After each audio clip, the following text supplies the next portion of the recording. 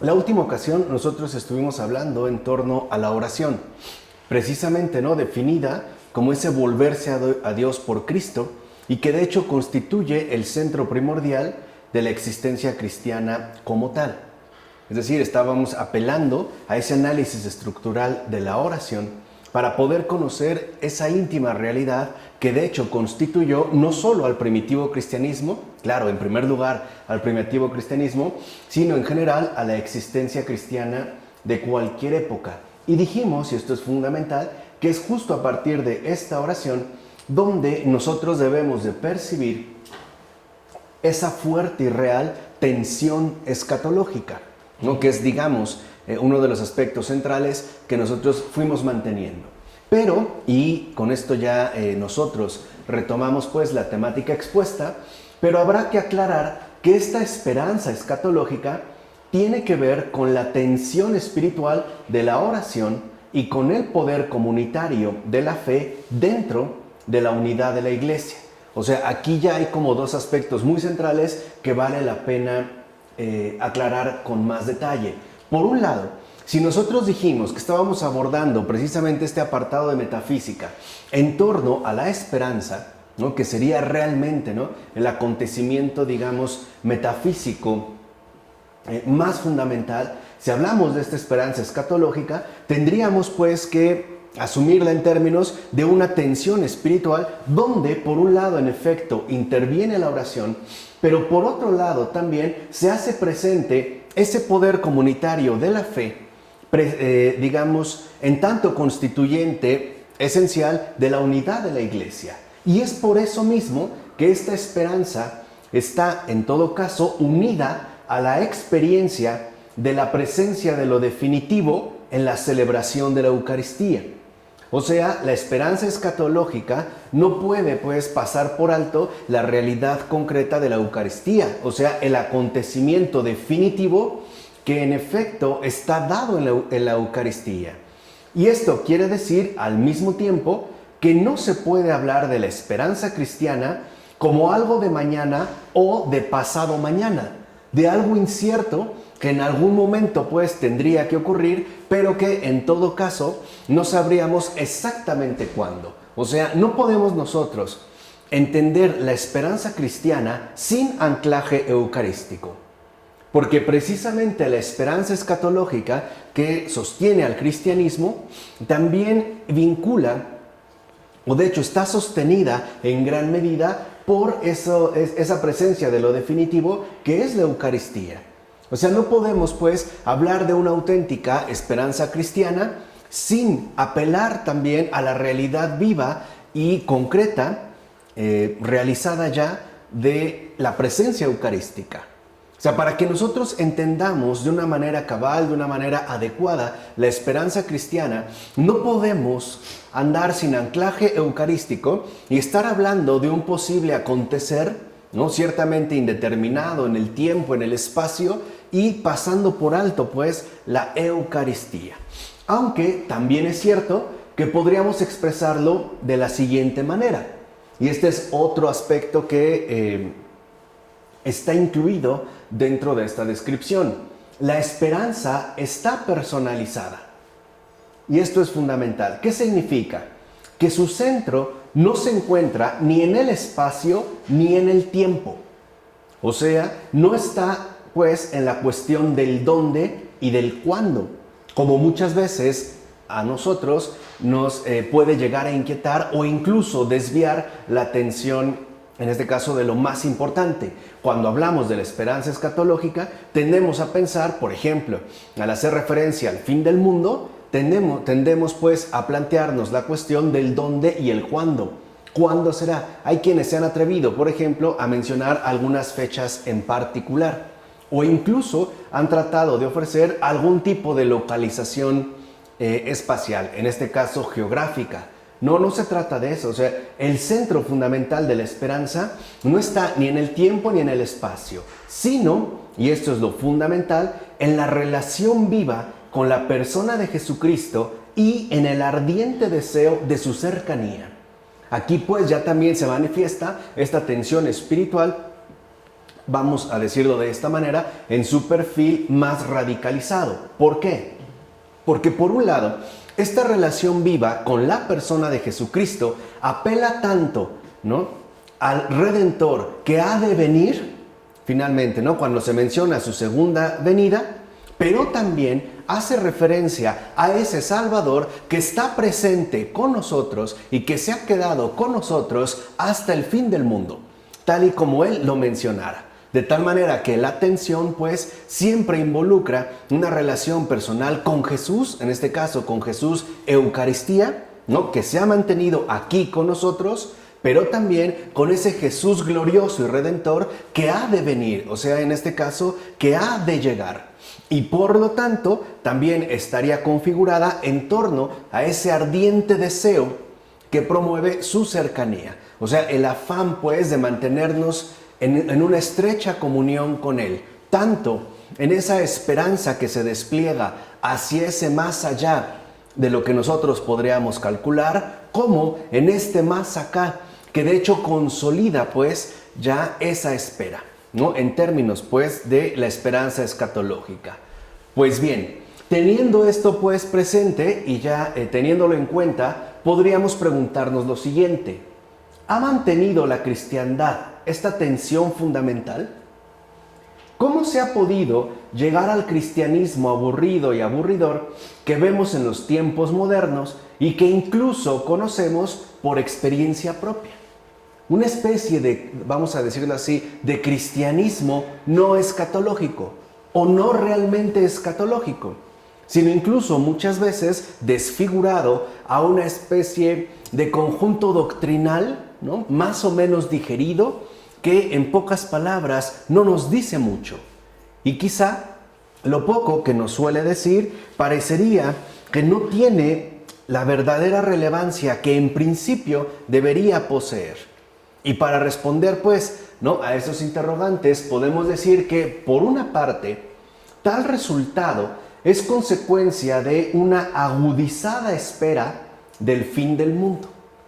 Quiere decir que entonces nuestra atención y por ende también nuestra esperanza se descoloca de su lugar primordial de orientación y ahora parece dirigirse de una manera aguda, de una manera intensiva hacia esa espera inminente del fin del mundo, lo cual en efecto conduce a poner un énfasis excesivo en la esperanza temporal de la llegada definitiva del final. Entonces estamos al parecer nosotros limitando ese acontecimiento redentor a nuestra propia temporalidad viviente. Y quiere decir que entonces nuestra esperanza, en lugar de permanecer en esa tensión verdaderamente escatológica que vincula el más allá con el más acá, pareciera que en todo caso entonces quedamos como sumidos en una agudizada espera del fin del mundo que en último término parecerá poner todo el énfasis en la cuestión del final. Es decir, nos concentramos en el énfasis puesto tanto en el cuándo como en el dónde. Ahora, ¿de dónde provendría esto? Precisamente de este afán de datación, de este afán humano de poder calcularlo absolutamente todo, incluso el acontecimiento redentor definitivo. Queremos pues nosotros manejarlo en términos de números y cifras, en términos de fechas y en general de una datación que a nosotros nos pueda brindar ya no tanto la seguridad del acontecimiento, sino el poder predecir los acontecimientos tal y como estos tendrían que ocurrir. Entonces, en un primer momento, ¿no?, esta verdadera tensión espiritual, es decir, esta verdadera esperanza cristiana, se va desfigurando debido a esta aguda espera del fin del mundo. O sea, al parecer nosotros nos preocupamos única y exclusivamente por el final. De hecho, podemos ver cómo en los tiempos más recientes hay una insistencia clara a nivel general, aunque no necesariamente cristiana, con respecto al fin del mundo. Pensemos en el caso mexicano, ¿no?, donde para el año 2012 se predecía el final del mundo, ¿no? Entonces, como que mucha gente al menos estaba, si no convencida, al menos quizá intranquila, de que algo pudiera ocurrir. Y cuando alguien quiere, por ejemplo, meter algún tipo de ruido en las almas, basta con que empiece a hacer una especie de predicción del fin del mundo a más o menos corto plazo para que en muchos tenga un efecto, digamos, importante. ¿Por qué? Porque la tendencia se dirige hacia el final. O sea, en esa especie, ¿no?, de afán de datación que quiere reducirlo todo a una mera cifra, es decir, a un fenómeno cuantificable y por ende también dominable. Sin embargo, en ello, en esa agudizada espera del fin del mundo, no se encuentra precisamente lo propio de la postura escatológica cristiana. Y eso también hay que entenderlo de una manera muy precisa. No está ahí. O sea, la verdadera esperanza escatológica no comparte esa intensiva espera del final del mundo. O sea, no descansa pues sobre la insistencia en el final.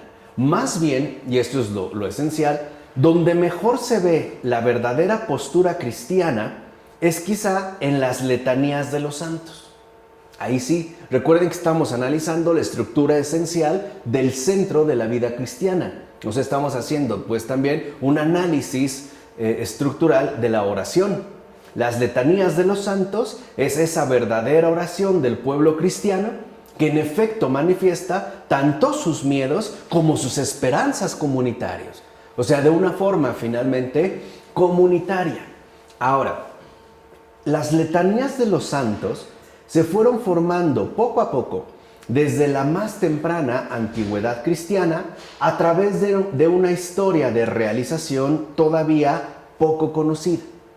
Quiere decir que no ha habido realmente un énfasis particular en el desarrollo histórico de estas letanías, o sea, de esta oración viva e históricamente concreta. Pero lo que sí es un hecho es que estas letanías fueron incorporando todas las tribulaciones de los tiempos. Y ahí hay un aspecto central. En las letanías de los santos, pues, se incorporan todos los miedos, las preocupaciones, las angustias, las inquietudes del corazón humano en una determinada época. Ahora, lo interesante en este caso es que estos miedos, es decir, estas tribulaciones a grandes rasgos, no solo se van a limitar a un tiempo y a un espacio determinado, sino que apuntan en todo caso a esa dimensión atemporal que nos alcanza a cualquiera de nosotros, sea bajo la circunstancia que sea o, por decirlo en otras palabras, sea la época que sea.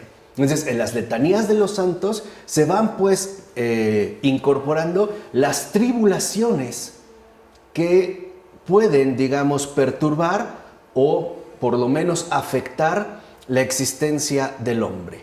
Pero al mismo tiempo se les contrapone a dichas tribulaciones las profundas razones de la esperanza con las que se confiaba atravesar y superar estas dificultades. Entonces, en las letanías de los santos, lo primero que nosotros podemos descubrir es un verdadero realismo, en el sentido en el que nosotros lo hemos descrito a partir de la obra de Charles Taylor y Hubert Dreyfus en ese estudio que dedicamos al libro Recuperar el realismo. Es decir, no pasa por alto la realidad concreta de la vida humana, pero no se queda única y exclusivamente con, digamos, con una parte, en este caso con las tribulaciones, sino que de igual forma a estas tribulaciones, o sea, el tomarse en serio el acontecer humano en todo su dramatismo, incluso podemos decir en todo su dolor, en todo su sufrimiento, en todo lo que ve como amenaza que ciertamente le perturba y pues por supuesto también le afecta, se le contrapone y ahí se genera pues una nueva tensión, en este caso una verdadera tensión escatológica, esas profundas razones que otorga a final de cuentas la esperanza cristiana. Porque son precisamente estas profundas razones las que invitan en primer lugar a confiar. O sea, no a negar las dificultades vividas, sino a confiar en que precisamente uno puede contar con todos los recursos necesarios y con todo aquello que resulte, digamos, primordial, tanto para poder atravesar estas dificultades, o sea, sin saltarse un paso, pues, ¿no? Tener todos los elementos necesarios para poder atravesar estas dificultades y no solo atravesarlas, sino también superarlas. De tal manera que podemos ver cómo en las propias letanías de los santos se configura ahora, por ejemplo, una tensión, ¿no?, dramática entre tribulación por un lado y esperanza por otro. De tal manera que esta conjugación que en efecto se está proponiendo ayuda a afrontar todas las tribulaciones que se puedan experimentar y también a superarlas. Esto pues estaría como en el centro mismo de estas letanías de los santos. Por tanto, podemos decir que la primera conclusión importante es esta. Esa sería pues ya una primera conclusión importante. El hombre, acosado como está por peligros en este tiempo y en el más allá, se cobija en la comunión de los santos. Entonces, ¿qué es, digamos, también lo que manifiestan las letanías de los santos? En un primer momento, esta tensión, ¿no?, donde se conjugan o quedan vinculadas, por un lado, las tribulaciones, pero por otro lado también el peso mayor de la esperanza, conduce a que lo visible y lo invisible se conformen bajo una misma experiencia. Por decirlo de otra manera, no se niega y jamás se ha negado en el cristianismo la difícil realidad que es vivir o que significa vivir en este mundo, ¿no? Lo difícil, como algunos también lo llaman, este valle de lágrimas, no es un juego, es en serio. El estercolero que dice. Este estercolero, o sea, realmente en esta Cacalandia, ¿no? Es difícil, o sea, realmente eso no se va a negar. Pero hay una gran diferencia que aquí vale la pena resaltar. En el caso del primitivo cristianismo, el auxilio fundamental no está aquí, sino que proviene de más allá, por decirlo de otra forma. Lo que sí queda claro en las letanías de los santos es que ante tal cantidad de tribulaciones, peligros, amenazas, etcétera, presentes en este mundo, los cristianos, antes que otra cosa, se cobijan en la comunión de los santos. Quiere decir entonces que los santos, en primer lugar, son presencia viva. Ya lo veremos un poco más adelante. Simplemente quiero como avanzar un poquito, pero se experimentan pues como una presencia viva y también como un auxilio permanente. Esto ya nos puede manifestar al menos dos cosas fundamentales. La primera, en el primitivo cristianismo no ha, digamos, imperado, como hoy sí, el marco inmanente, que nosotros también investigamos a fondo de la mano de Charles Taylor cuando estudiamos la era secular. Y en segundo lugar, la trascendencia es algo cotidianamente accesible, como es la letanía de los santos. No es un estudio profundo o, digamos, una investigación que a lo mejor pudiera competir a unos cuantos especialistas. No, es una oración comunitaria, accesible pues al pueblo en su conjunto. Y aquí hay un contraste que quizá hoy en día a nosotros nos puede resultar un tanto difícil de comprender. Por ejemplo, ante cualquier tipo de tribulación que hoy en día tenemos, la verdad es que no acudimos a los santos. De hecho, los consideramos como algo completamente lejano, incluso quizá reducidos a una especie de leyenda dorada, ¿no?, increíble, de una vida genial, que bueno, nos puede dar ejemplos morales o más o menos, ¿no?, darnos orientaciones para llevar una vida mejor o quizá más cristiana, pero no los vemos pues como verdaderos hermanos de camino. O sea, pareciera pues que hay como una distancia inmensa. Es más, si nosotros, ¿no?, seguimos pues este planteamiento, podemos decir algo muy simple. Ante cualquier dificultad que nosotros experimentamos en este mundo, lo primero que hacemos es intentar resolverlo en el marco impuesto por este mismo mundo. Por ejemplo, en lugar a lo mejor de recurrir a San Martín de Tours, pues mejor acudo a mi amigo Martín, que está bien colocado y que tiene mucha influencia. O en lugar a lo mejor de recurrir a Santa Rita de Casia, ¿no? Por mencionar, o San Nilo de Sora, por mencionar otro ejemplo, entonces mejor acudo a todas aquellas posibilidades con las que puedo contar de inmediato. Es decir, para nosotros la trascendencia ya no cuenta como un recurso genuino de experiencia concreta, cosa que no ocurría en la antigüedad, por ejemplo, a través, como lo hemos mencionado, de la letanía de los santos. Entonces, esta sería pues como la primera conclusión fundamental. Entonces, podemos decir que en efecto, el hombre atribulado por los tiempos que corren, congrega a su alrededor a los salvados de todos los tiempos para encontrarse cobijado bajo su amparo. Entonces, a diferencia de nosotros, digamos, nuestros iniciales hermanos en la fe, ¿no? Miembros de este primitivo cristianismo, sí experimentan ese amparo, ese cobijo, ese resguardo, esa protección brindada por la comunión de los santos. Ahora, ¿esto qué significa?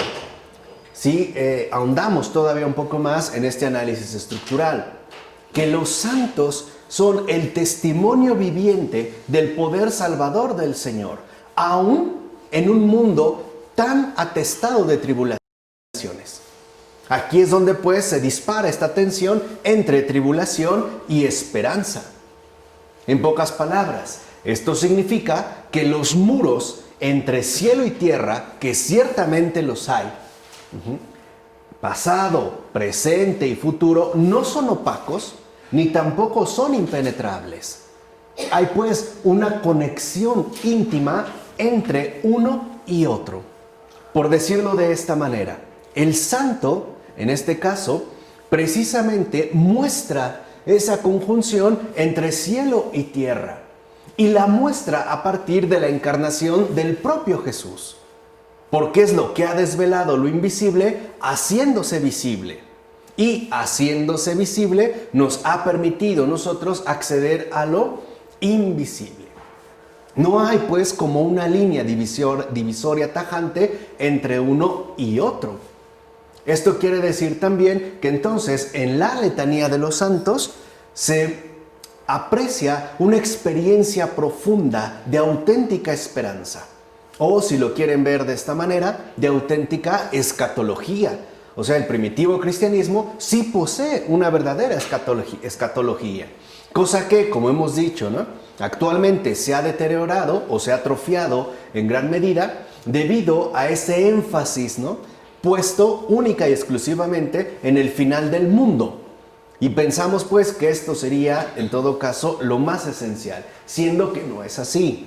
Es más, de hecho, el cristiano vive la presencia de los santos como algo propio de su mundo y, por tanto, escatológicamente.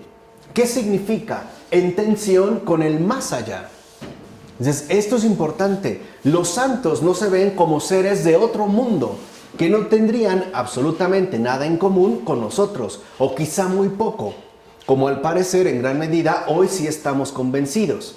¿No? Cuando le propones a lo mejor un gesto cristiano, no estoy hablando de una hazaña, ¿no? Simplemente un gesto cristiano a otra persona, es muy fácil que esa te diga que él no es un santo. O sea, con eso de entrada, no es que reniegue de los santos, simplemente ya no están los santos calificados para poder intervenir de manera real y concreta en nuestra experiencia en el mundo. O sea, vamos a decirlo de otra manera. Los santos actualmente están descartados, ¿no? Del devenir propio del mundo. Es más, podemos decirlo de manera muy simple, de la vida en el mundo. Cosa que antes ciertamente no ocurría. Porque se reconoce al santo alguien que pertenece tanto a este mundo como a ese más allá. De ahí pues que entonces esa presencia de los santos se vive justamente como algo escatológico. En este caso, pues, en tensión con el más allá. Y en todo ello, tiene una importancia fundamental la iglesia de los ya salvados. Y aquí vamos a empezar también a percibir como ese fondo primordial de esta tensión. es decir, la historia de la fe que ya ha tenido lugar. Y esto es muy importante. ¿Qué significa, en pocas palabras, para el primitivo cristianismo?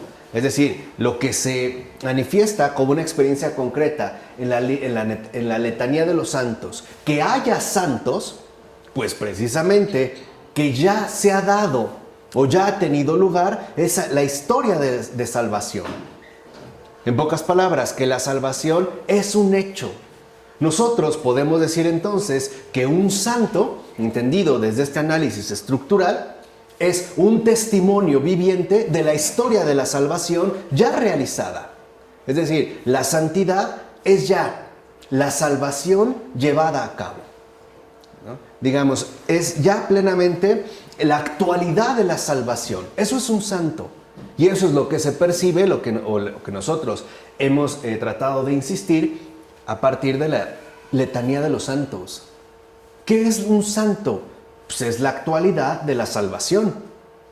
Ahora, lo importante es que esta salvación ya ha ocurrido.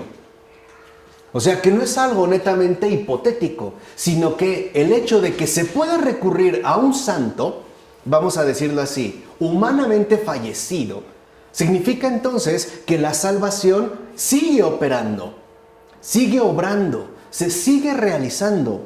Y por tanto, nuestra vida también se va a constituir a partir de esta dimensión escatológica propia de la esperanza cristiana. ¿Sí se entiende? Entonces, esto es como lo fundamental. Los santos como la actualidad de la salvación.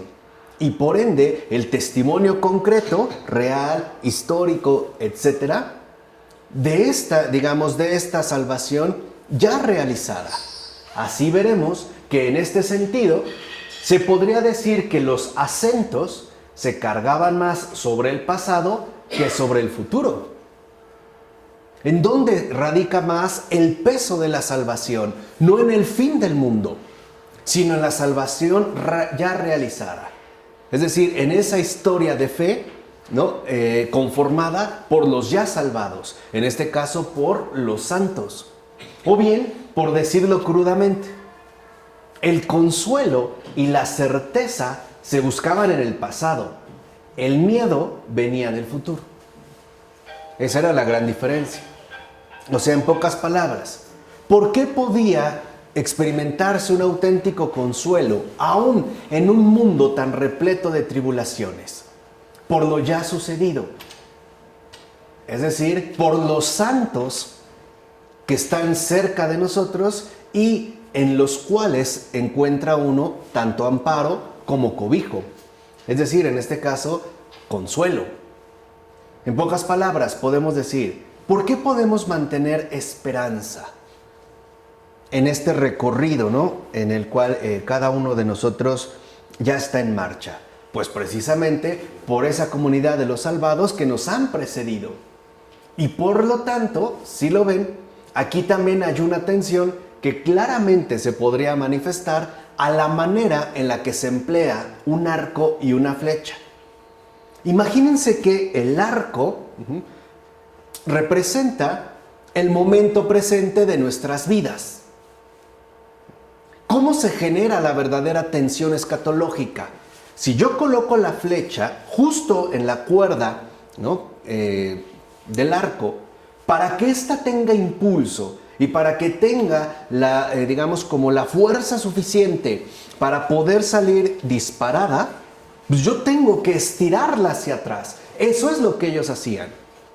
Es decir, para poder seguir adelante, había que echarse hacia atrás, recurrir al pasado, o sea, a esa historia de salvación ya realizada. En pocas palabras, a los santos. Si alguna vez alguno de ustedes le ha rezado a un santo, que yo espero que sí, veremos que le estamos hablando a alguien del pasado, incluso en términos meramente cronológicos. Le hablamos a alguien del pasado. Ahora, le hablamos a alguien del pasado para que nuestro futuro se pueda desarrollar de mejor manera. Lo hacemos bajo esta tensión, como ocurre con un arco. Nos tenemos que estirar hacia atrás para adquirir la fuerza y el impulso necesarios en nuestra marcha hacia adelante. ¿Se entiende? Eso es lo que ocurría antes. O sea, para ellos el final, ¿no?, del mundo no tiene peso. Eso es algo reciente. Lo que dijimos, esa agudizada atención puesta en relación con el fin del mundo. O sea, con esa obsesión por el final. ¿Cuándo va a ocurrir? ¿Dónde va a ocurrir? Etcétera. Eso de hecho no tiene nada que ver con la esperanza cristiana. Más bien, la verdadera esperanza cristiana es esta tensión que ahorita hemos mencionado. Pero hay que tener en cuenta que la verdadera importancia que tiene esta entrada de los santos no se entendería bien con tales conceptos temporales.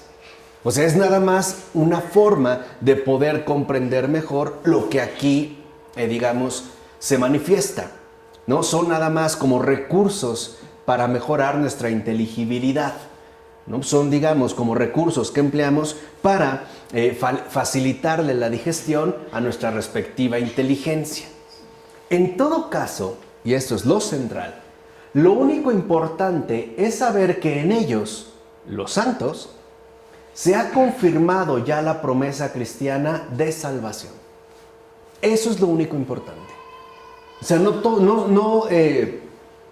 no una mera secuencia temporal de un antes, una hora y un después. No, sino esa promesa cristiana de salvación ya realizada. Y por eso, precisamente, podemos avanzar hacia adelante llenos de esperanza. Entonces, podríamos decir que en este caso, los santos son como el combustible más precioso para la vida en este mundo. Al menos para la vida de un cristiano, para la vida de un creyente. Cuando un cristiano, simple y sencillamente, se aparta de la comunión de los santos o ignora a los santos, en realidad ya no va con esperanza, porque no tienen que sostenerse. Lo único que le queda es un futuro incierto que ciertamente se presentará bajo un tono amenazador, ¿o no? Porque no tendría pues en dónde, digamos, basar mi respectivo avance. En pocas palabras, solo habría futuro. Y como sabemos, el futuro se caracteriza ante todo por ser absolutamente incierto e imprevisible. Pensemos cuántos de nosotros hacemos 1001 planes de futuro. Incluso planificamos el futuro. No hacemos planes a futuro. ¿Cuántos se han realizado? Es más, muchas veces a lo mejor podemos planear irnos el domingo a comer una rica barbacoa, que así será. Pero quizá yo fallezco mañana o en un ratito. ¡Pum! Se acabó. Entonces, imagínense vivir de cara al futuro. Ahora traten, digamos, de ponerse en esa postura. Imaginen vivir de cara a un futuro, a un puro futuro. A un puro futuro sin nada más, sin un sustento que nos pueda permitir avanzar ordenadamente. ¿Qué es entonces, no, lo que de ahí se desprendería? Pues una incertidumbre y una intranquilidad profunda en cada alma. Es decir, viviríamos de manera constante bajo una perturbación, ¿no?, insuperable. Pregunta, ¿no es eso lo que nos ocurre en el mundo contemporáneo? Precisamente por ese agudo énfasis puesto en el final. Es decir, si hoy lo ven, muchos de nuestros discursos, hasta uno de los actuales candidatos, ¿no?, habla de frente al futuro, ¿no?, y al futuro, y al futuro, y al futuro. En realidad, lo único que esto promueve es el hecho de que vivamos de una manera constante, de manera constante, con un congojo amargo. Porque no tenemos en qué sostenernos. No hay algo que realmente nos permita ir más allá. Simple y sencillamente viviríamos, pues, como lo diría también en su momento este sociólogo contemporáneo Ulrich Beck, viviríamos bajo una sociedad que ante todo se caracterizaría por los riesgos inminentes. ¿Por qué? Porque vivimos única y exclusivamente de cara al futuro. O sea, no vivimos con esperanza. Carecemos de esa esperanza. Y por eso es que nos podemos llenar de tanta incertidumbre, de tanta congoja. Y si de por sí, ya lo dijimos hace un momento, este mundo está atestado, repleto de tribulaciones, si a eso le añadimos esta desorientación profunda, ¿no?, en nuestra forma de vida, pues el resultado es caos. Básicamente, digamos, es lo que hoy parece estar aconteciendo y cada vez de una manera intensiva. Entonces, en síntesis, no se mira a los santos como algo pasado, sino como una presencia viva del poder salvador del Señor. Entonces, ¿qué son los santos? Presencia viva del poder salvador del Señor.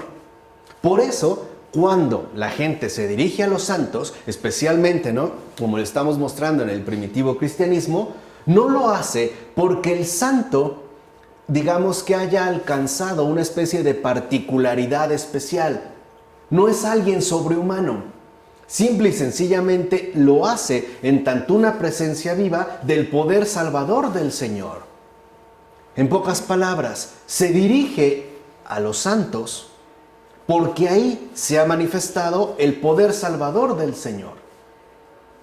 Es lo que dijimos. ¿Qué es un santo? Pues es la actualidad de la salvación. Incluso por eso es que nosotros, ¿no?, podemos apelar a multitud de santos. En todas las épocas, en cualquier siglo, e incluso podemos decir bajo cualquier circunstancia. O sea, no están limitados, por ejemplo, a un cierto ámbito en particular. Por ejemplo, no solo hay santos sacerdotes o religiosos, también hay laicos y hay santos finalmente, ¿no?, de todo tipo y bajo todas las condiciones, precisamente para que no olvidemos que el poder salvador del Señor siempre se puede hacer presente bajo cualquier condición y en cualquier circunstancia. No tendríamos por qué suponer que las cosas tendrían que mejorar para poder, digamos, gozar de ese poder salvador del Señor. Asimismo, una segunda observación resulta por demás importante. La última petición del Padre Nuestro resume y culmina toda la oración, cosa que antes ocurría. Es decir, lo que llega al corazón, realmente en la estructura sustancial de la oración cristiana, no es ya pues el venga a nosotros tu reino. Además, entendiendo reino, ya eso es lo que iremos viendo, ¿no?, más adelante, entendiendo reino como un final de este mundo que daría pie, por ejemplo, a otra cosa totalmente distinta. O sea, lo que importa no es el final, no es eso, sino el líbranos del mal. Ahí es donde, en efecto, ya se puede observar esa culminación total de esta oración. Ahora, cuando se menciona líbranos del mal, eso no significa que solo se piensa en el maligno, como quieren interpretar algunas traducciones más recientes. Ahí hay muchos que dicen, y libéranos del malo. O sea, como si todo se limitara, en pocas palabras, al maligno, al demonio. Pues no, porque este mal del cual pedimos que se nos libre es muchísimo más amplio, ¿no?, que su versión satánica. Hay otras cosas también de las cuales nosotros ciertamente pedimos que se nos libre. Ahora, ¿por qué? Y esto hay que entenderlo, pues porque el desarrollo del conjunto en 10 peticiones muestra que todo el temor y las peticiones que se le contraponen se concentran y conjugan en la última súplica. Aquí hay pues también un acento que hoy quizás se ha perdido. Acuérdense, lo veremos también un poco más adelante cuando hablemos de la metodología. En gran medida tiene que ver con la manera en la cual nosotros realizamos la lectura del Evangelio y por consiguiente también la vivencia del mismo. Tiene que ver pues, ¿no?, con los acentos con los cuales nosotros realizamos pues nuestro respectivo acercamiento. el mal, porque de eso pedimos que nos libre, líbranos del mal. No solamente pedimos que se nos libre de algo malo o de Satanás. Si solo de eso se tratara, el Señor lo hubiera dicho, ¿no? Al final del Padre Nuestro, y líbranos de Satanás. No, sino que habla del mal. De hecho, el mal del que pedimos que se nos libre es la muerte. Ahora, entiéndase la muerte como nosotros ya lo expusimos en la primera parte de esta metafísica. Ese acontecimiento absolutamente aniquilador y absolutamente desconocido para cada uno de nosotros. Porque es precisamente esta muerte la que aparece como el último y definitivo enemigo. Y es lo que el Señor había dicho, ¿no? Pondré a todos tus enemigos, ¿no? A tus pies hasta llegar al último, que es la muerte. Porque la muerte es la aniquilación total. Es esta aniquilación absoluta, ante la cual nosotros somos por completo impotentes. Por ejemplo, a lo mejor una persona espiritualmente adiestrada, pero sobre todo sinceramente humilde, podría vencer una acechanza del maligno, ¿o no? Pero ¿quién puede vencer la muerte? Nadie. Hay muchos que han vencido al demonio, incluso que lo han vencido, ya sea, digamos, a través de su vida, el ejercicio de las virtudes, en su oración, en general, ¿no? Digamos, con la gracia o el aprovechamiento de la gracia otorgada. Lo han hecho el Padre Pío, por ejemplo, incluso ese cuerpo a cuerpo, ¿no? En la última fase. Muchos lo han hecho, hasta niños lo han hecho. Pero ¿quién, humanamente hablando, ha vencido a la muerte? Por eso es el último y definitivo enemigo. Alguien puede vencer al demonio. Alguien. Pero nadie puede vencer a la muerte. Por eso es que ahí se concentra de manera plena la oración en el Padre Nuestro. O sea, ¿de qué estamos pidiendo realmente que se nos libre? Pues de lo más grave, de aquello ante lo cual somos absolutamente impotentes, de aquello ante lo cual no podemos hacer nada. Ahora, es el que sigue a todos los demás. Entonces, fíjense, es un enemigo contra el que hay que buscar refugio y protección en el Señor en medio de los santos. Quiere decir que aquí entonces también la comprensión y por ende la vivencia es distinta a lo que hoy nosotros pudiéramos llegar a mantener. El énfasis pues no estaba dado en el venga a nosotros tu reino, o sea, esperando pues el final del mundo, no, sino el amparo salvador del Señor ya, digamos, como una manifestación concreta de su verdadero poder. Es decir, en este caso, de su genuina protección. Entonces, lo importante es darnos cuenta que en esta última petición, líbranos del mal, justamente se hace la súplica fundamental. Es decir, la aceptación completa de la impotencia y, al mismo tiempo, el reconocimiento total de la omnipotencia del Salvador. Y por ello es que se busca, ¿no?, refugio y protección en el Señor en medio de los santos. Porque los santos son aquellos que ratifican esta historia de salvación ya realizada. ¿Se entiende? ¿No? Dentro de esta tensión. Además, ante todo, habrá que recordar que el Señor, el juez, es invocado aquí también como libertador. Por eso decimos, líbranos. O sea, que lo reconocemos como un auténtico libertador. En pocas palabras, que nosotros lo reconocemos, lo invocamos, lo proclamamos como juez que puede cambiar el juicio en acto de salvación. Y ahí se veía, pues, en este caso en concreto, precisamente el esplendor salvífico de el Señor Jesús. El único capaz de cambiar el juicio en acto de salvación. O, por ponerlo en otros términos, para que también se pueda ir como apreciando esta tensión, el único en cuyas manos está el poder de transformar la muerte en vida eterna.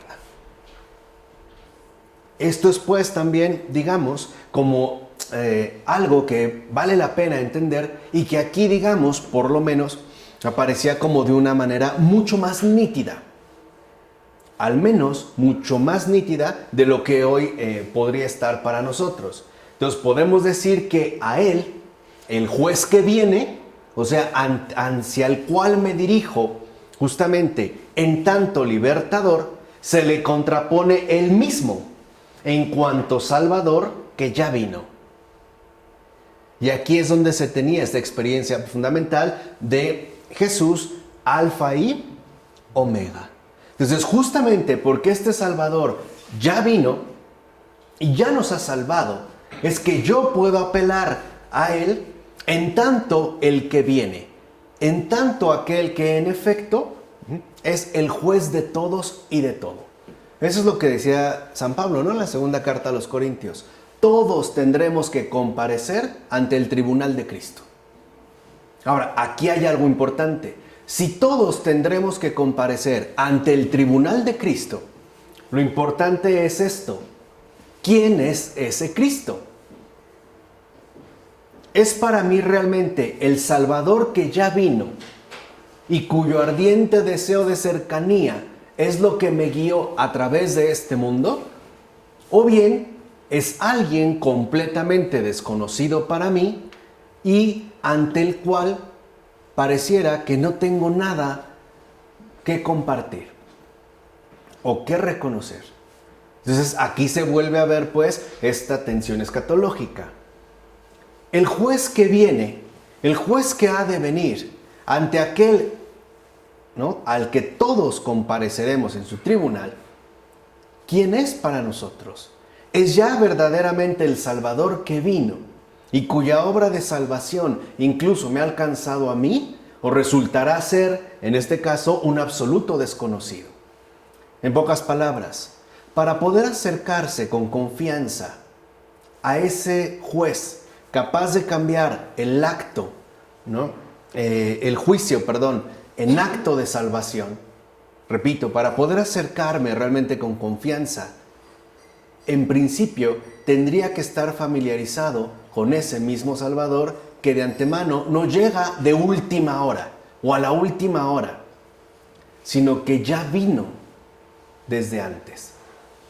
Es decir, la verdadera esperanza cristiana asume tanto el Alfa, el Salvador que ya vino, como el Omega, el juez que también ha de venir, porque se trata del único y mismo juez. Entonces, lo que se contrapone, si lo ven en este caso, no es una situación temporal, ni siquiera es un planteamiento humano de ciertas perspectivas. Lo que se contrapone es el mismo. Para que yo pueda ver en ese tribunal al Salvador, pues lo tengo que reconocer previamente como ese Salvador que ciertamente ya vino. De otra manera, habría ahí como un vacío profundo. O sea, no puedo pensar en la Omega si previamente no tengo, una compenetración profunda con el Alfa. O al revés, tampoco puedo yo quedarme en el Alfa sin dirigir la mirada hacia el Omega. Entonces, su venida propiamente tal, entiéndase, todo cuanto hizo, padeció y dio, sostiene todas las razones con las que el orante se presenta ante él. Puesto que el orante no puede confiar en sí mismo, se sabe seguro por aquel que fue Salvador y ya no puede dejar de serlo. Entonces, si lo ven, el núcleo fundamental de la tensión espiritual que contiene la esperanza cristiana es Cristo. O sea, es Él mismo en tanto Salvador. Por eso podríamos decir que, a final de cuentas, lo decisivo consiste en esa mirada dirigida a Cristo Salvador, la cual constituye esa fuerza de tensión que hace depender tanto el sentido como el poder de la escatología, y no las expectativas meramente temporales sobre el fin del mundo. Entonces, ¿qué es lo central en la escatología? ¿El fin del mundo? No, sino esa fuerza de tensión que en efecto hace depender tanto el sentido como, la verdadera naturaleza de aquello que llamamos escatología. Nosotros nos perdemos, pues, cuando nuestra mirada se extravía y dejamos de mirar a Cristo. Nos ocurre en pocas palabras como le ocurrió a Pedro en la barca y ve a Jesús caminando sobre las aguas, ¿no?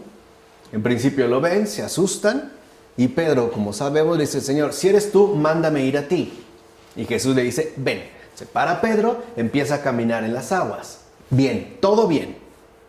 ¿Por qué logró por lo menos dar unos pasitos sobre las aguas? Por dos sencillas razones. Porque escucha a Cristo y se apoya en su palabra. Si el Señor me dijo ven, yo voy. No piensa ya en sí mismo. Toda su mirada, no solo visual, sino espiritual, está centrada en Cristo. Se toma la palabra en serio. Él se mantiene, se sostiene de en la palabra que le ha dirigido Dios mismo. Ven. Y porque todo el ser de Pedro está concentrado en aquel que le ha llamado. Pero de repente, ¿no? Sintió el aire, la tempestad, las olas. Lo pierde de vista instantáneamente y lo que hace es hundirse de inmediato. Imagínense nada más, ¿no? Sentir que algo me empujó. Dejo de ver a Cristo que está enfrente de mí, ¿no? Aquel que me llama. Entonces empiezo a darme cuenta que si estoy sobre las aguas, ¿y qué sucede? Me hundo. A esto se refiere esta cuestión. El hombre no puede confiar en sí mismo. Ahora, lo llamativo, ¿no? Y esto me gusta a mí mucho repetirlo cada vez que puedo, es que mientras Jesús está en las aguas, caminando sobre las aguas, y acontece este episodio, los demás apóstoles no lo adoran. O sea, lo ven como algo muy llamativo, muy fuera de lo común, incluso si quieren milagroso. Pero en pocas palabras, no lo ven como Dios. En cambio, como dice el Evangelio, en cuanto Pedro se hunde, lo único que hace Pedro es decir: Dios mío, sálvame. Y de inmediato está la mano de Jesús que lo saca de la barca, ¿no? Del agua. Y en ese momento dice el Evangelio, y entonces los apóstoles se postraron y lo adoraron. Es decir, lo adoraron no porque caminara sobre las aguas, porque multiplicara los panes, porque resucitara a los muertos, ni nada por el estilo. Lo adoraron precisamente porque se manifestó como lo que en realidad es: salvación. Y mientras nosotros no recuperemos esa mirada dirigida a Cristo Salvador, la verdadera salvación que Él nos ha traído se nos va de las manos. Así de simple, ¿eh?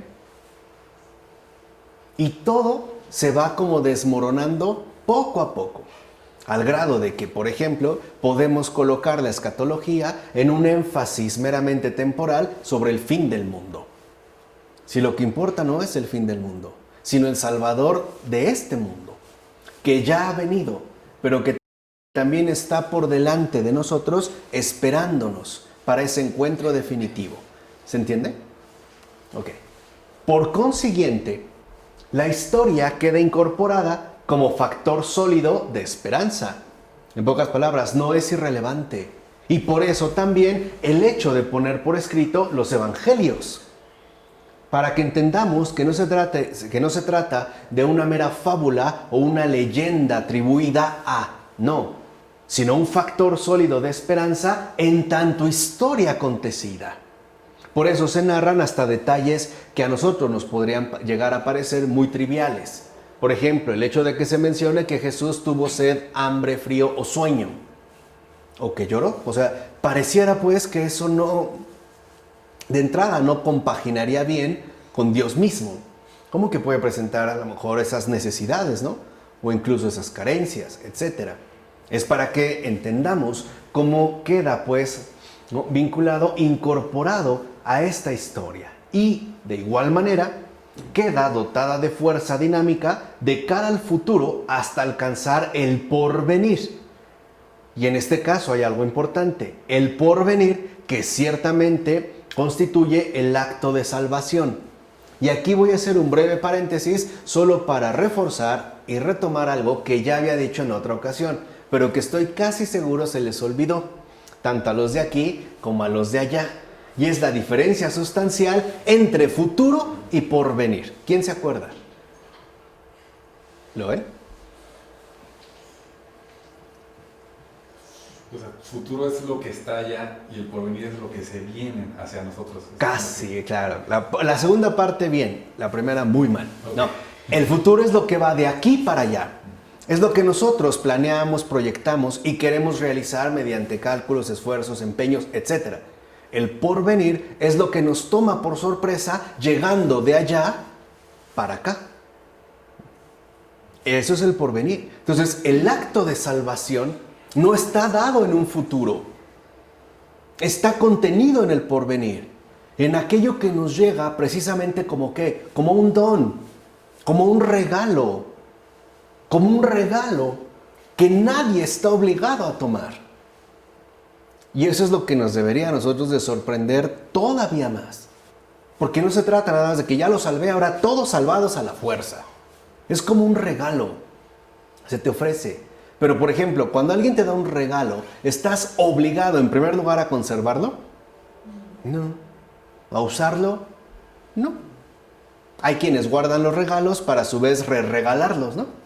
Este no me gusta, pero lo guardo mejor para el mes de tal, fulano, tal. O sea, no hay pues una obligación, hay una donación. Y por lo tanto, lo que a nosotros nos correspondería es una recepción. Y esta recepción no puede ser otra más que una verdadera gratitud asombrada por tanto amor. Esto sería lo verdaderamente, digamos, importante en el caso del acto de salvación. No solamente tratar de pensar cuál va a ser el currículum que yo le voy a poner ahí en su mesa, ¿no? Mira, hice tantas cosas, construí esto, hice aquello, ayudé tanto, di tanto.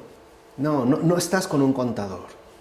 Ahí uno no va a hacer cuentas de ningún tipo. Ahí uno va a aceptarlo todo o rechazarlo todo. Es decir, se trata de un encuentro, no de un negocio. No es un negocio en el cual nosotros vamos a intentar colocar cifras. Así como que hiciéramos, ¿no? Datar precisamente, de manera precisa el final del mundo, también quisiéramos datar todas las obras buenas que hemos hecho con pesos y medidas. Si fue un gran bien, si fue un pequeño bien, ahí eso ya no es lo importante.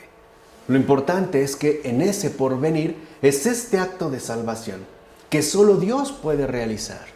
Y ahí es donde ciertamente descansa toda nuestra esperanza. Ahora, no obstante, resulta innegable que de una u otra manera ha pasado a primer plano la amenaza totalmente personal que procede de la muerte y de los poderes que están a su servicio. Fíjense, poderes que están al servicio de la muerte, no la muerte al servicio de esos poderes. Poderes al servicio de la muerte. Ahora, esto produce que la cuestión escatológica se convierta en cuestión de destino personal ante la muerte. O sea, la preocupación ante la muerte, por así decirlo, se privatiza.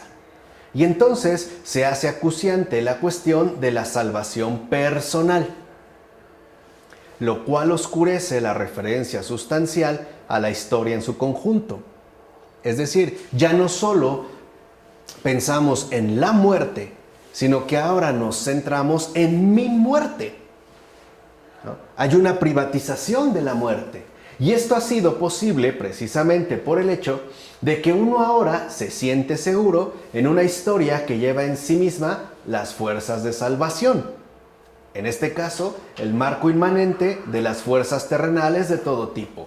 Revolucionarias, económicas, políticas, religiosas, podemos decir hoy en día también científicas, tecnológicas, etc.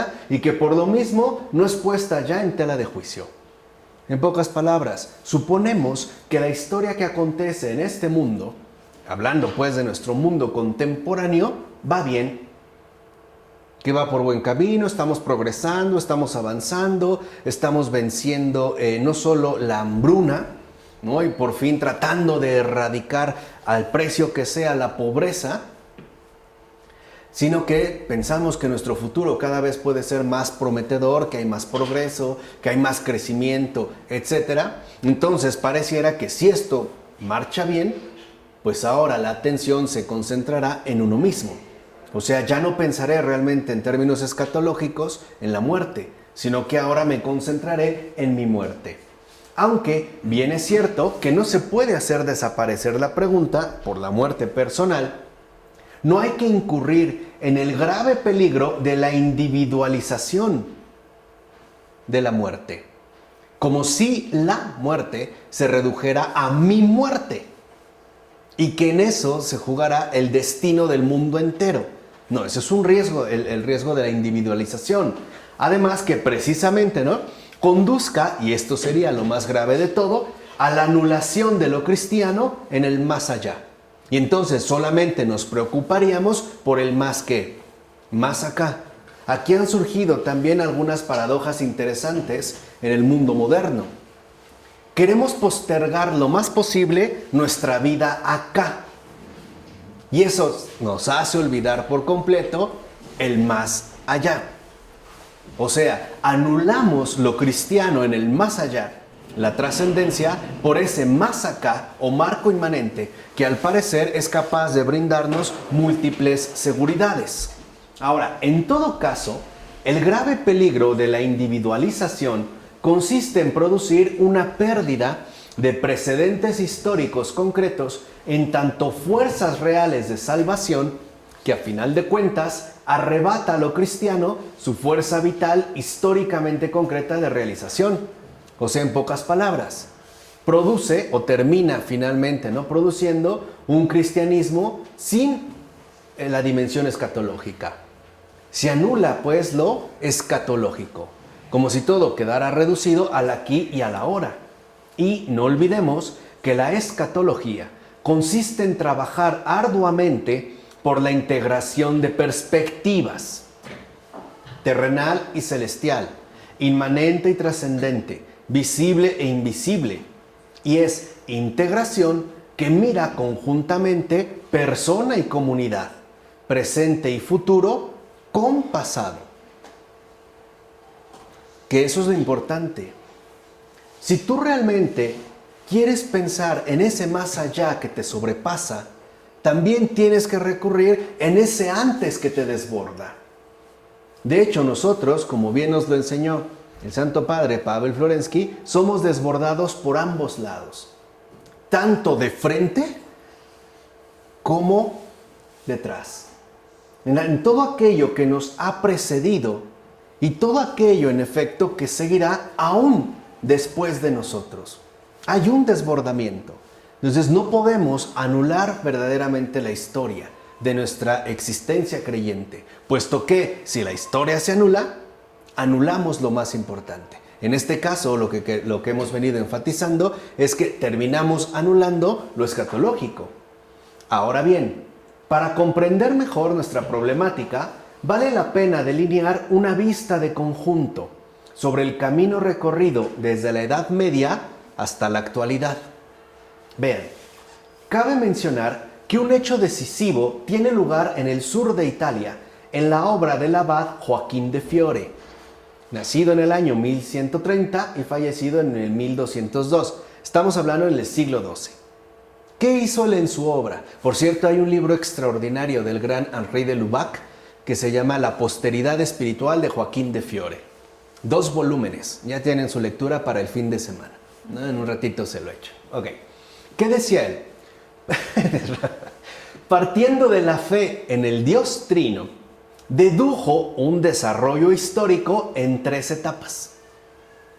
A la época del Padre, ¿no?, el Antiguo Testamento, y a la del Hijo, la Iglesia que se dio hasta ese momento presente, o sea, hasta el momento de la vida de Joaquín, seguirá la época del Espíritu Santo, que será una iglesia en la que se cumplirá totalmente el sermón de la montaña gracias a la fuerza del Espíritu Santo que actúa en todos.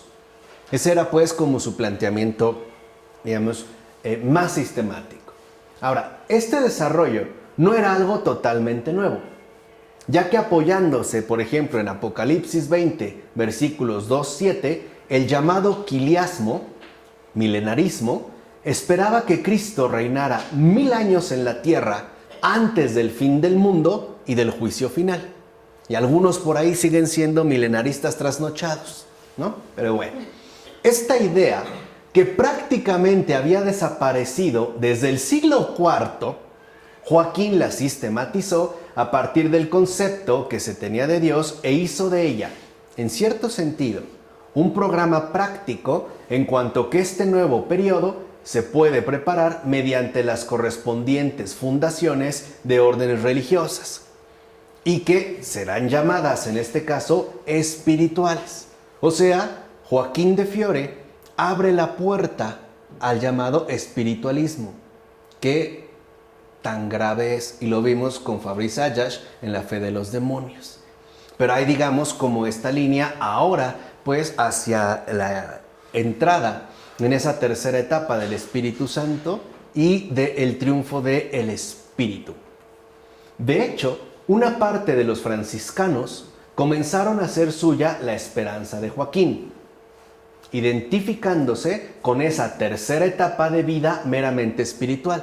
Y aquí por espiritual se entendía sobre todo elevado, superior, ya no, digamos, hundido en el fango de este mundo podrido. Ahora, no obstante, esa parte franciscana se fue haciendo cada vez más secular, hasta que acabó convirtiéndose en utopía política. Claro, si ya no hay un más allá, curiosamente entonces todo se va a ir concentrando en el más acá.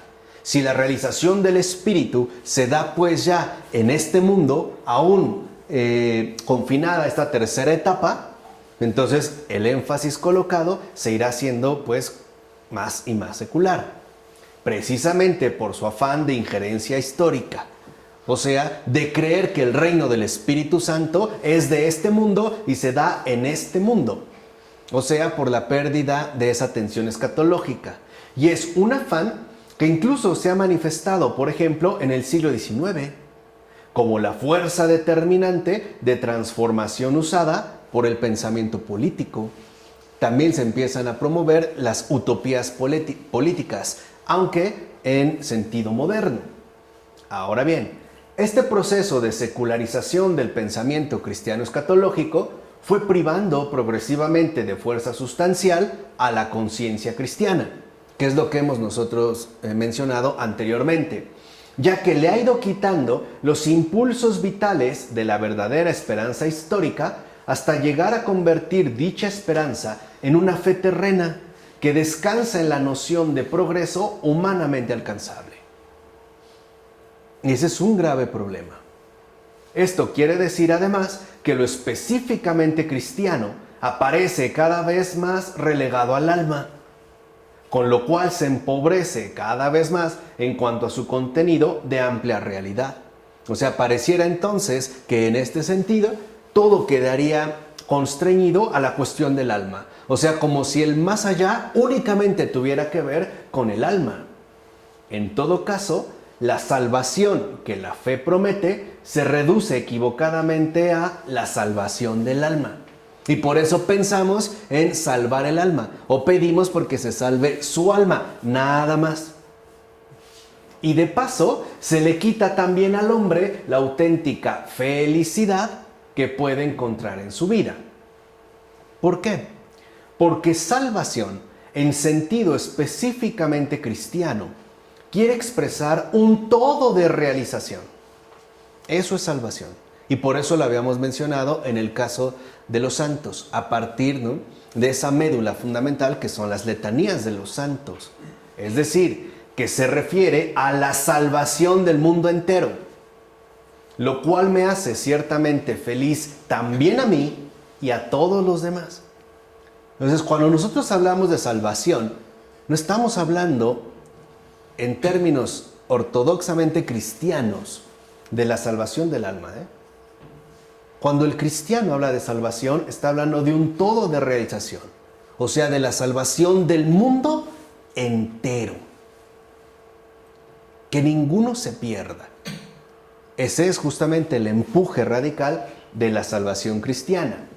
Sin embargo, la insistencia puesta en la salvación del alma, pues pondrá aparte la felicidad implícita de la salvación. Se desgarra, ¿no?, el conjunto. Y en efecto, desgarra el conjunto del acontecimiento salvador hasta lograr que ambas aparezcan como enemigas naturales. Es decir, la salvación futura del alma es lo opuesto a la felicidad actual. ¿No pensamos en gran medida de esa manera? Y así aparecerá la promesa cristiana como amenaza que atenta contra la actualidad terrena. Ahí está el desgarre que también quizá muchos de nosotros padecemos. Si yo anhelo la salvación del alma, pues entonces tengo que estar destinado a la infelicidad aquí.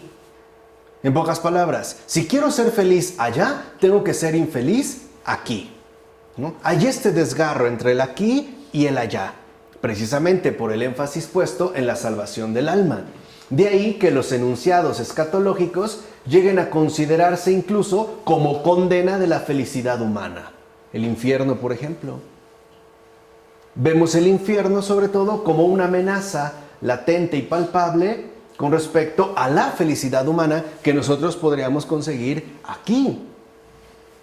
Así pues, a medida que la felicidad se fue desgajando del acto salvador, es decir, a medida que se fueron destacando e imponiendo sus respectivas exigencias contra la salvación del alma, pues, tanto más quebradiza y vacía fue resultando esa misma felicidad. Por eso hay muchas personas que padecen ese choque aparentemente irresoluble. ¿Se puede ser feliz aquí y allá? ¿O realmente hasta qué punto? ¿O de qué manera tengo que entender la felicidad aquí? Es más, muchos están convencidos de que los santos fueron los mayores sufrientes de este mundo y que nada más sufrieron y sufrieron y sufrieron y sufrieron. O sea, que no pudieron pues ni siquiera probar un poquito de esas mieles deliciosas de la felicidad mundana. Y de hecho, al no reconocer frente a sí posibilidad alguna de rectificación, primero, tal felicidad tendrá que exigirlo todo, aquí y ahora. Claro, entonces nos atrincheramos, ¿no?, en el marco inmanente, ¿no? Entonces nos hacemos para acá, nos hacemos más acá y queremos pues agotar esta felicidad aquí y ahora. Que lo comido y lo bailado nadie te lo quite, ¿no? O sea, tú dale aquí y bien. O segundo, tendrá que medir sus propias exigencias a través de las posibilidades supremas del hombre. Si ya nos atrincheramos más acá en el aquí y ahora, pues entonces ahora también pondremos de por medio todas las posibilidades supremas del hombre. O sea, queremos realizarla como un acto de realización, cueste lo que cueste. ¿Cuántas personas no consideran, por ejemplo, que su felicidad está dada en los excesos de todo tipo? ¿No? Y lo que dice, bueno, aunque después me enferme, pero ya disfruté, ¿no? Por lo menos de alguna u otra manera ya fui feliz. Y también puede decirse que la mayor felicidad de los otros y la propia insaciabilidad individual se convertirán en sus mayores enemigos desde el mismo momento en que se ha librado de aquella amenaza ahora insostenible que suponía la salvación del alma. O sea, ya no hay tampoco, se desgarra en el interior mismo de la comunidad la comunión. Empezamos a ver pues como una radical competencia, ya no solo el más allá y el más acá, o el aquí y el allá, sino que también se verá como una real competencia e incluso quizá muchísimo más amenazadora a esa otra persona con la que me topo de frente. A lo mejor los demás son el obstáculo para alcanzar o bien lograr mi felicidad. Y entonces, ante ese planteamiento, habrá a su vez dos alternativas. O la aniquilo, es decir, o los mato, o los manipulo y los uso a mi conveniencia. Los objetualizo, los convierto en objetos para poder obtener, ¿no?, digamos, mi buena dosis de felicidad. En consecuencia, se sostendrá que habrá que cambiar el mundo para que sea posible y accesible la felicidad. Entonces, ¿qué es lo que tratamos de hacer? Nos olvidamos del más allá y ahora queremos arreglarlo todo aquí. Por eso buscamos cambiar el mundo, transformar el mundo, hacer un mundo más armonioso, ¿no? Incluso hoy le llaman más ecológico, más limpio, más puro, más orgánico, más habitable. Sí, ¿no? O sea, todo esto digamos que involucra. Pero por cierto, es una pequeña felicidad insípida y al final decepcionante. Así pues, en el momento mismo en que parece haberse alcanzado la meta, la realización de la felicidad se dará prioridad al futuro del mundo. ¿Se dan cuenta cómo es exactamente la misma dinámica de tensión, pero en clave inmanente? Primero, ahora vamos a tratar de arreglarlo de acá y entonces después vamos a hablar del futuro del mundo. O sea, por decirlo brevemente, la noción de felicidad no escatológica parece omitir por completo la esperanza cristiana. Y eso es lo que está sucediendo en estos tiempos. La omisión por completo de la esperanza cristiana. ¿Por qué? Porque nuestra noción de felicidad no es escatológica. De hecho, nosotros mantenemos una noción de felicidad no escatológica, que por un lado se atrinchera en el mundo, en este mundo búnker o en este búnker mundo construido ad hoc, y que por otro lado extiende su expectativa única y exclusivamente en términos de futuro, que hace rato mencionamos. Entonces ahí hay, digamos, como una contraposición importante. Curiosamente, queremos hoy en día ser felices, pero sin esperanza. Esto es, sin permitir la intervención de algo ajeno a lo humano. ¿No queremos ser felices así?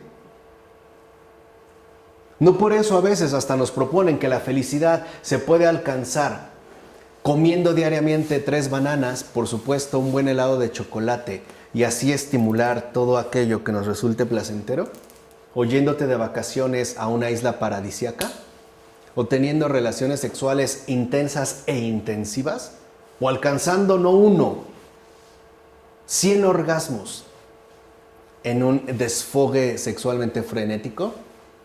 O si no quieres tanto ruido, simple y sencillamente, haciendo ejercicios profundos de meditación, etc.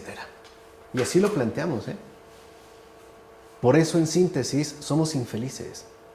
Porque la felicidad que hoy en día nos planteamos es una felicidad sin esperanza.